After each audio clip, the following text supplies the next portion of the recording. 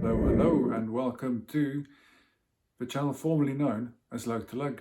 Today we'll be taking a look at the Seiko 6139-6010 aka the Bruce Lee. The Seiko 6139 automatic chronograph was released in 1969, with the 6139-6010 being one of the first released. All in all, Seiko released approximately 16 different versions of the 6139, excluding dial versions with cool nicknames such as the Silver Ghost, the Helmet, and of course probably the most famous, the Pogue, so called because an astronaut named Colonel William Pogue snuck one on a NASA mission in 1973 to Skylab 4, where thereafter it has been called the Pogue. The 6139 wasn't the only automatic chronograph that Seiko produced. They also produced the 6138, released in 1970, and a bit later the Seiko 701 family of movements.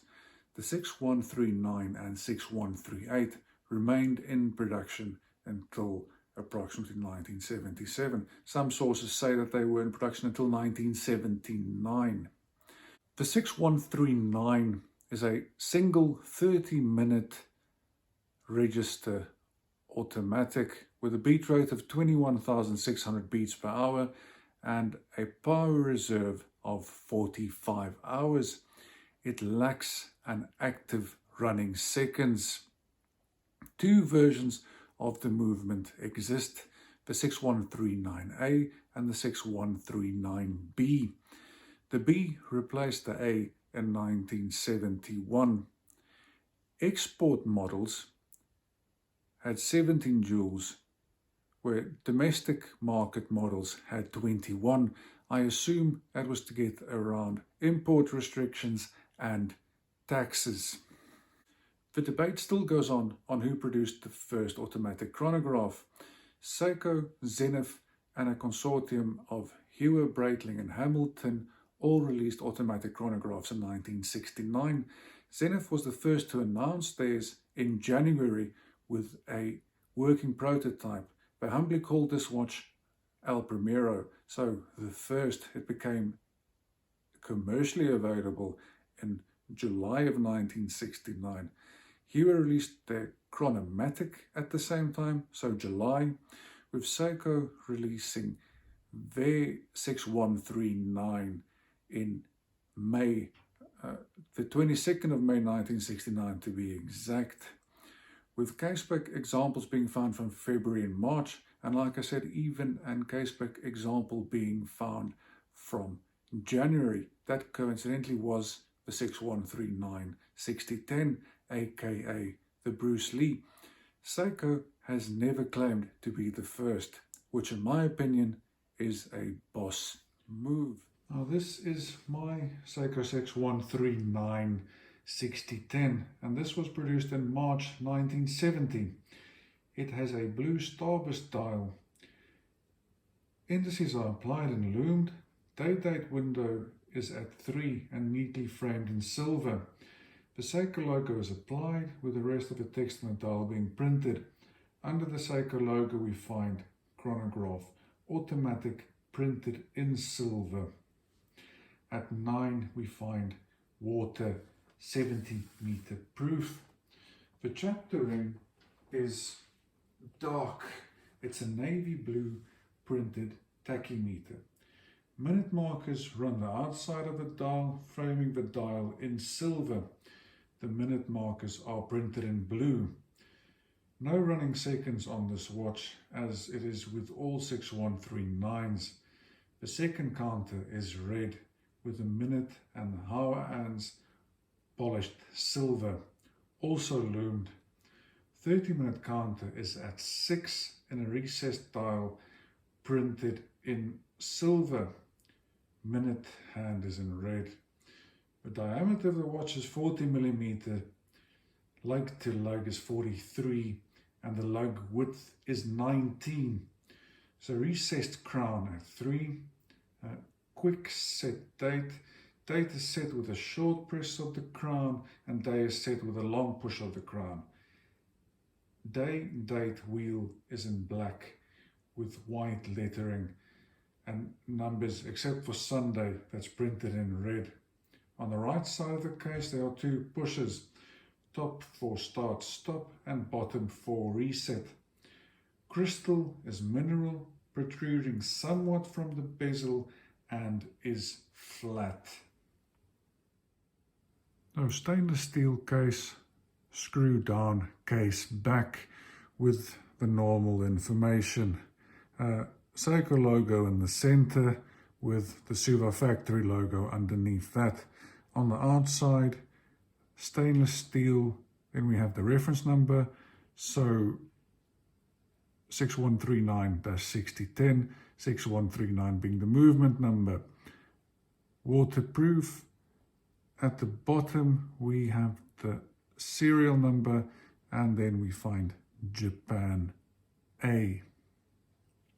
Now this is what the watch looks on my 18 centimeter wrist, so about 7 inches.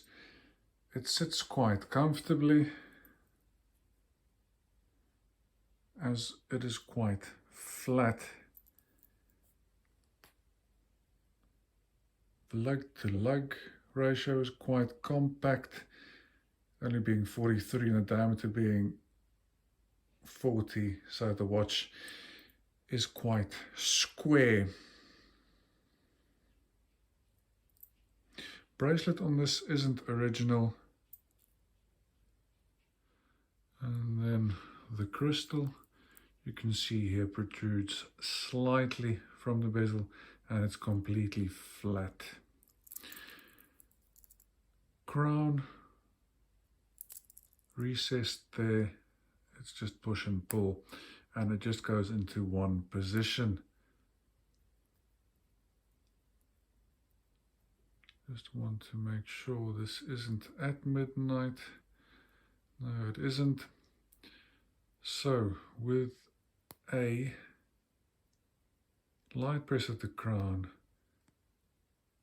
we have a change of the date, and then with a longer push we have a change of the day, this date wheel being in Finnish and English.